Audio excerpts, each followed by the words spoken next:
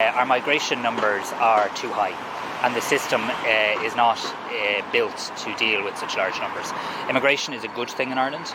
We benefit from immigration. Look at our health service, look at so many parts of our economy.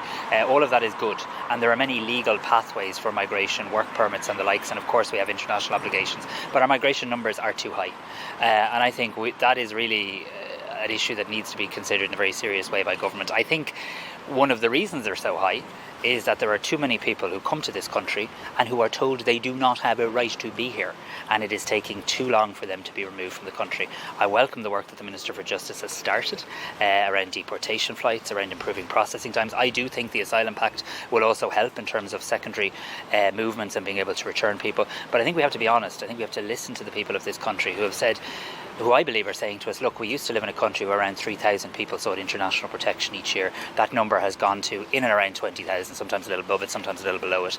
That is a very, very significant increase, and it is too high. Do you think that there should be more consideration of obviously we've seen the chartered deportation flights with Minister Jim O'Callaghan, but we know that there are a lot of incidents where people are given a deportation order and they don't leave the country and then they're still there. So you see, if you have a deportation order and you don't have a right to be in the country, at that stage you should be removed from the country, or if there's some sort of logistical issue that's delaying you, you should be detained.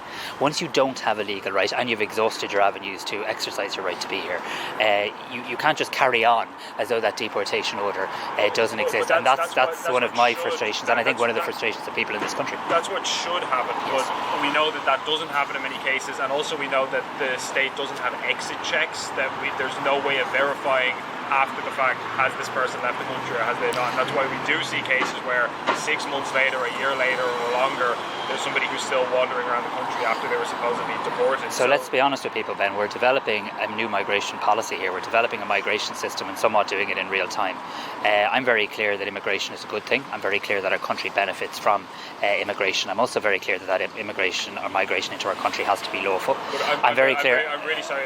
Yeah, but I think this is the challenge though with migration. When you get asked a question, politicians like me don't get an opportunity to answer it. What I'm trying to say, I'll answer your next question too, but just let me say the sentence. Sure, I'll answer your question, no problem at all.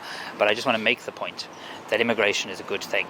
We need to get to a system where people have a right, who have a right to be here, are told that quickly, and then can get on with their lives and contribute positively to our country and integrate.